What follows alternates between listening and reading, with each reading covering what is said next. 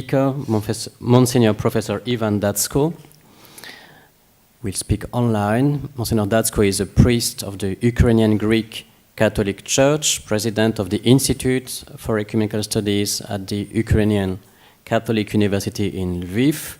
He is a longtime member of the Joint International Commission for Theological Dialogue between the Catholic Church and the Orthodox Church, and his topic is the official Catholic-Orthodox theological dialogue, the role and contribution of the Eastern Catholic Churches, a theme on which he is particularly qualified to speak. Monsignor Iwan, the floor is yours. We can't hear you. You are muted.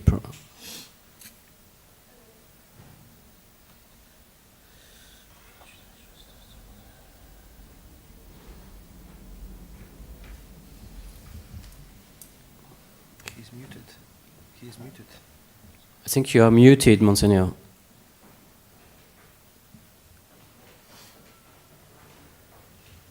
Yes, you are. Can you unmute your microphone? The red. Do you have by any chance a pen? Because I had it with me and a biro. Oh yes. Okay. Can you hear Yes. me now? Now yes. Now yes. Yes.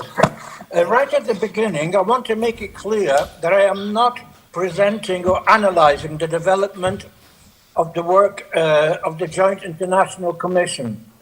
I did this in September 2019 to all the Eastern Catholic bishops in Rome. But I do want to make some references what happened shortly before and after I became a member of the Commission. The first big event was in 1993, the Parliament document, which is entitled Unities, a Method of Union of the Past and Present Search for Full Communion.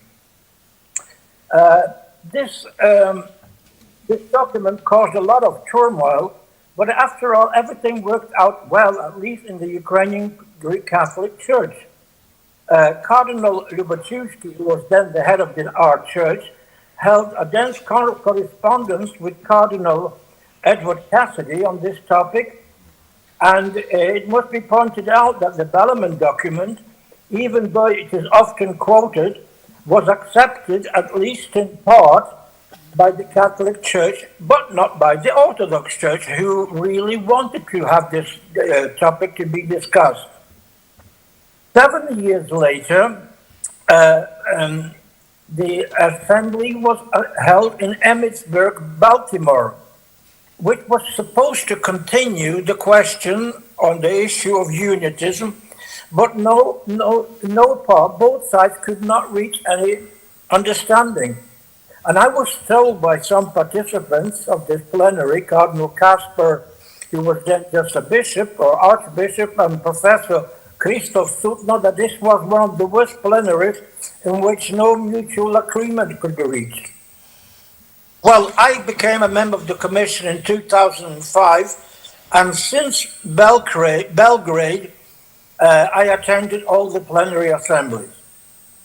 The first document, as already mentioned, was issued and was entitled in Ravenna in 2007, Ecclesiological and Canonical Consequences of the Sacramental Nature of the Church, Ecclesial Communion, Conciliarity and Authority.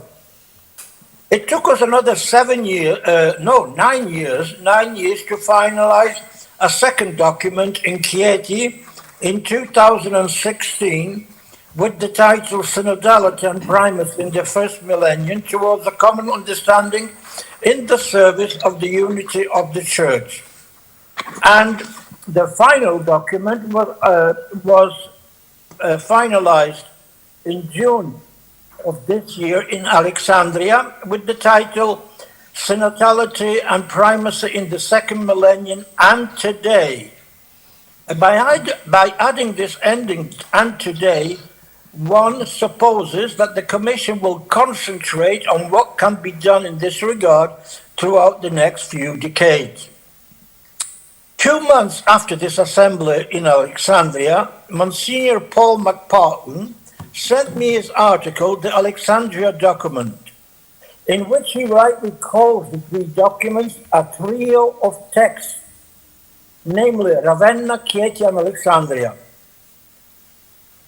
One thing that we did not manage to succeed, the Eastern Catholics, since Belgrade, that we tried to convince Cardinal Casper and Metropolitan John Titulas to remove the adjective Roman Catholics when referring to the Catholic Church, but were asked not in the spirit of obedience not to touch this question for the sake of continuing the dialogue. Now I want to go to the main point of the contribution of the Ukrainian Greek Catholic Church.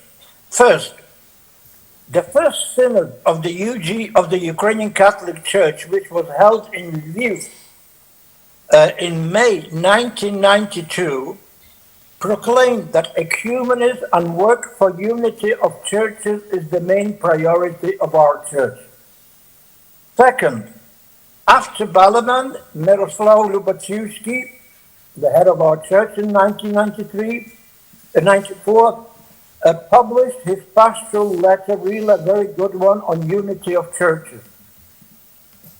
Third, as of 2002, the late Cardinal Lubomir Huzar established a working group of scholars to discuss the ways and methods to restore full communion between the Catholic Church and the Orthodox Church. Not only Ukrainian scholars researched this question and were invited to it, but also the late Bishop Dimitrios Salakas was frequently consulted because of his competence in the field of canon law and Eastern churches, and I'll talk about this in a few minutes. The role of the Bishop of Rome, his primacy, and the issue of the Pope's universal jurisdiction were primarily discussed. This working group continued its consultations when His Beatitude Shevchuk took over the leadership of our church in 2011 and has sought and continues to seek answers to find a suitable solution to these challenges and problems.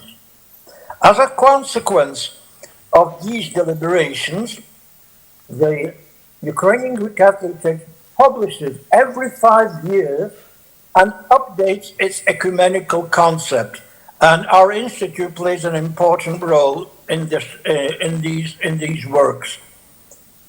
It is perhaps the destiny of our church, since we are in the middle between East and West, to fulfill this ecumenical mission.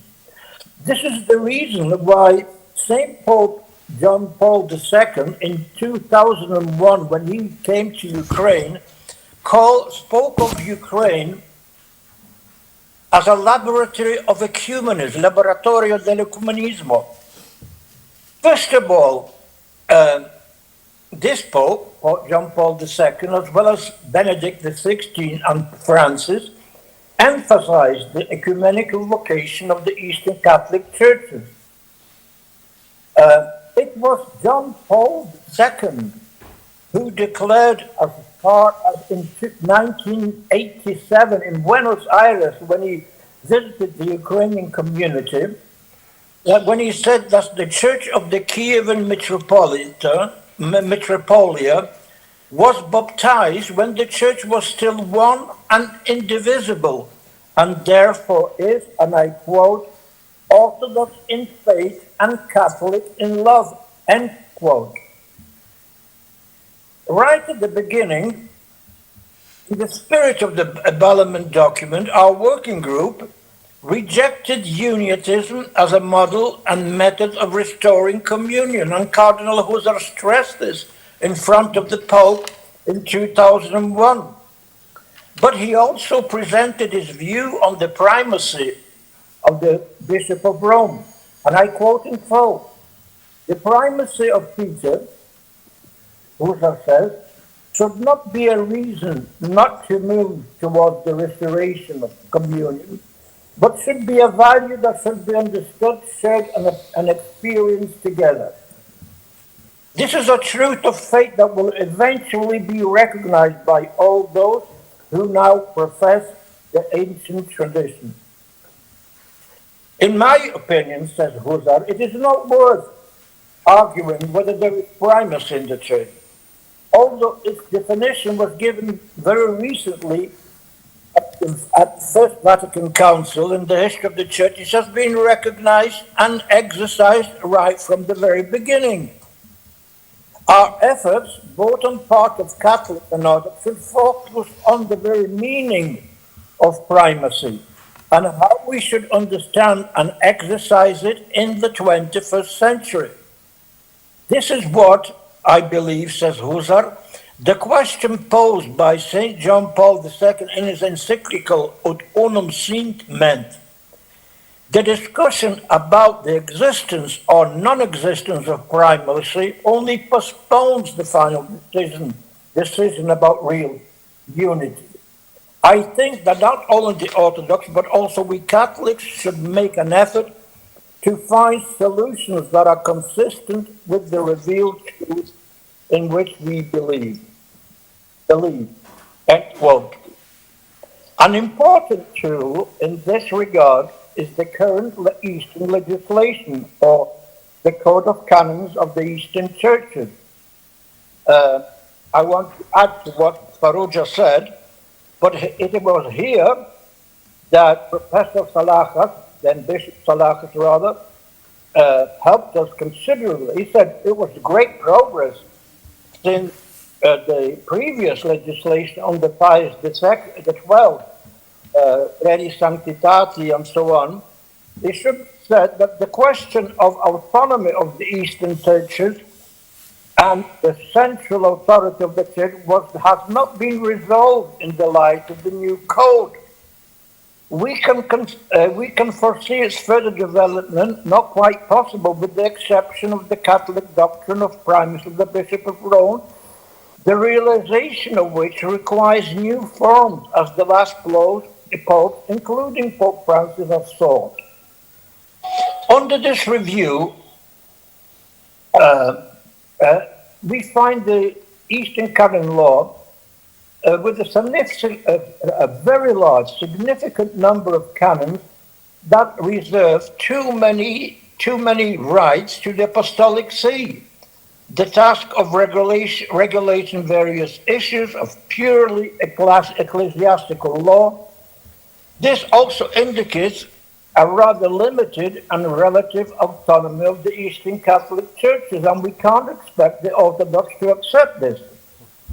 I wish to note, and it was Salachas who pointed this out, that more than 200 times the Eastern Canon Law, CCEO, requires the intervention of the Apostolic See in the internal life of the Eastern Catholic churches in form of authorizations, consensus, inspections, exemptions, approvals, confirmations, etc. In addition, the code refers to the particular law established by the legislative authority of each church sui juris and approved by the Roman bishop, or to the particular law established by the Holy See. This restriction, also applies to various areas of internal life, such as the function and powers of synods. It was only recently that we got the full power that our church was granted the right to convoke the synod as they are convoked today. The clerical status, corporation of faithful, assemblies of patriarchs and bishops, and so on.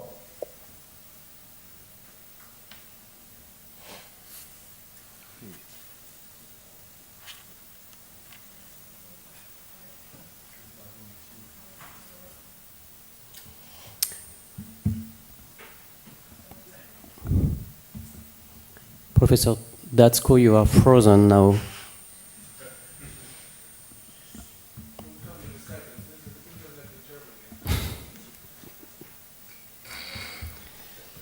So, what shall we do? Can you hear me Yes, again? yes, now, yes. Yeah. As a future perspective, paragraph 30 of the Conciliar Decree Orientalium Ecclesiarum states that all these legal provisions are established for the present conditions until the Catholic Church and the separated Eastern churches reach the fullness of communion. They also say that the Catholic Church does not intend to impose those canons as a condition for unity. This communion, based on the unity of faith, on the continuity of experience and tradition of the ancient undivided church, which will fundamentally change the relationship with the Eastern churches and the papacy in the disciplinary sphere. It must be recognized that this relation will be different from the one in which the Eastern Catholic churches. The discrepancy between the code and what the Orthodox expect from us is still not adequately addressed. Just the fact that Orientalium Ecclesiarum says that the patriarchs with their synod constitute the highest authority of all members. That the patriarchs and synods participate in the supreme authority of the church.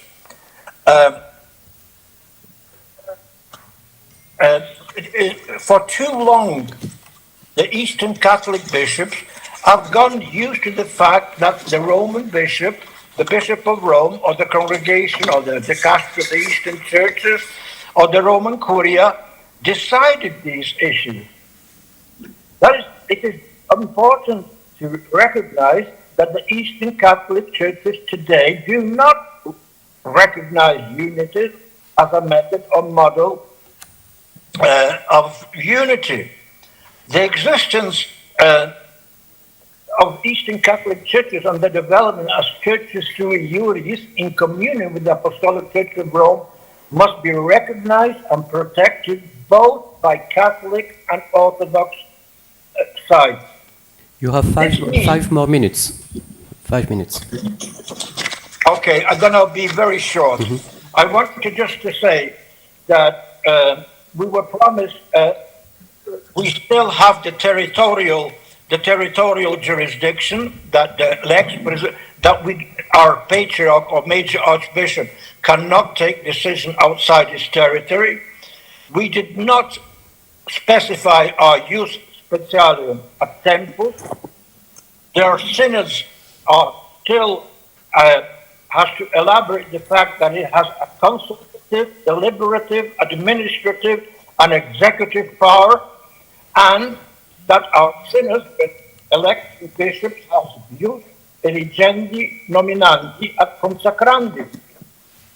Now, we have also established the Kievan study group in the early 1990s in the diaspora, and even such an outstanding scholar as Václav Hryniewicz has said, in our times, thanks in large of the documents, we see that the Ukrainian Greek Catholic Church could effectively seek unity with the ecumenical patriarchate. We could have simultaneous communion with Rome and Constantinople. It follows that Constantinople can recognize all Kievan churches, Orthodox and Catholic, as sister churches. And indeed, in particular, the Ukrainian Greek Catholics can establish relations with the ecumenical patriarchate without breaking the communion of Rome. It's of great interest to the Orthodox. I want to tell that we Catholics should not be afraid to use the term autocephaly. Autocephalous church. We use the Slavic term pomysla cerkwa ecclesia sui juris, but Cardinal Slipei, and I remember Professor Hryniewicz, who was one of his main theological consultants, used this term also to our church, nasza autocephalia. Then we have to pray together which is very important that the church, that the faithful see, that we also pray. We cannot celebrate the Eucharist, but we can pray together. And finally, and now I will finish once again with the words of Pope Francis, which he pronounced at the St. George's Cathedral on November the 30th, on the Feast of St. Andrew in 2014. He said, in order to faithfully safeguard the fullness of the Christian tradition, and to bring to completion the reconciliation of Christians of the East and West, it is of utmost importance to preserve and maintain the extremely rich heritage of the churches of the East, not only in terms of liturgical and spiritual traditions, but also in terms of canonical orders sanctified by the Holy Fathers and councils that governs the life of these churches. I believe it is important to emphasize the need to honor this principle as a fundamental mutual condition. This is very important for the restoration of full communion, which does not mean subordination of one another to another, not absorption, but rather acceptance of all the gifts that God has given to each one in order to reveal the whole world the great mystery of salvation accomplished by our Lord Christ with the Holy Church. I want to assure you, says the Pope, of you, each of you, that in order to achieve the desired goal of field unity, the Catholic Church does not intend to impose any conditions. Very important of the Pope, no conditions other than the requirement of professing a Catholic faith, and that in the light of the teaching of Scripture and the experience of the first millennium, we are ready to seek together ways in which the necessary unity of the Church can be guaranteed in the present circumstances. This is only this only thing that the Catholic Church seeks, the only thing that the Catholic Church seeks, and that I, as Bishop of Rome, strive for, that the Church that resides in love is communion with the Orthodox Church. And today I repeat what I said to the Eastern Catholic Bishop in September in Rome. This is our ecumenical roadmap for the near future. I thank you for your attention.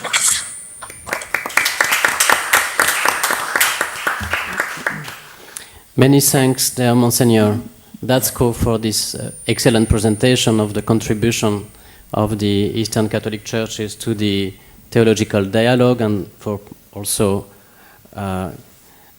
proposing this roadmap, all rooted in your also rich personal experience. We have now 5 minutes for questions. You can come to the microphone here if you have some comments or questions to address to Professor Dacko.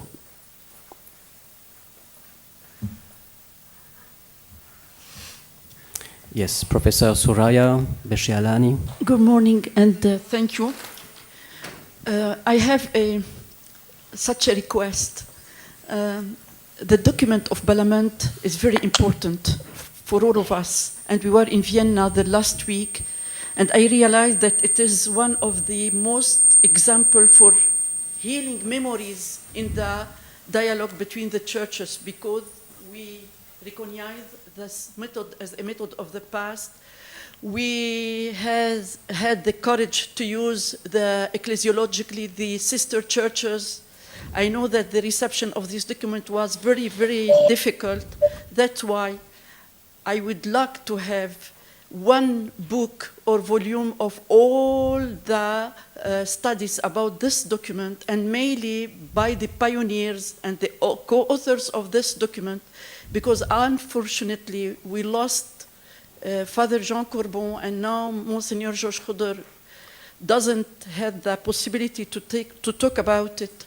We would like to have the background of this document. As for me, it is one of the most important documents ever. What document? What document? Of Parliament, 1993. Well, I want to tell you one thing. I mean, the Ukrainian Greek Catholic Church published all these reactions of Cardinal Lubachevsky. It was published in the Logos journal, which we used to be published in Ottawa in Canada. The whole correspondence with between Cardinal Lubachevsky and Cardinal Cassidy. Then we published a book which is called The Sign of Hope. Furthermore, we published the ecumenical concept of and position every 5 years, and we made it clear that we do not accept unitism as a model and as a method. Please remember that this entire question of unitism was also caused by the attitude which existed in Rome, in the Roman Curia, with the whole mentality of Prestantia Ritus Latini. Well, we have published a series of documents, mainly, of course, in Ukrainian, but I do agree that we would need some other work in English or any other Western language. Thank you. Thank you. If I may perhaps say in response to Professor Beshialani, also a question, said that the French Catholic-Orthodox committee published in 2002 a book, Dans le sillage de Balamand, with many essays regarding the preparation and the reception of Balamant. It was published 20 years ago and by Le Cerf. But it is only in French, but it's not a problem for a Lebanese. But it was an interesting book, yes, with, at the end, some conclusions on behalf of the French Catholic-Orthodox official theological dialogue. And also adding to that, perhaps, one of my regrets in the Alexandria document is that there is no mention of Balamant in this document. But one can understand that there is no unanimous reception of this document among Catholics, but also among Orthodox, obviously. Other comments or questions? So we can now hear our next. Thank you again, Monsignor Dacko. Thank you for your contribution.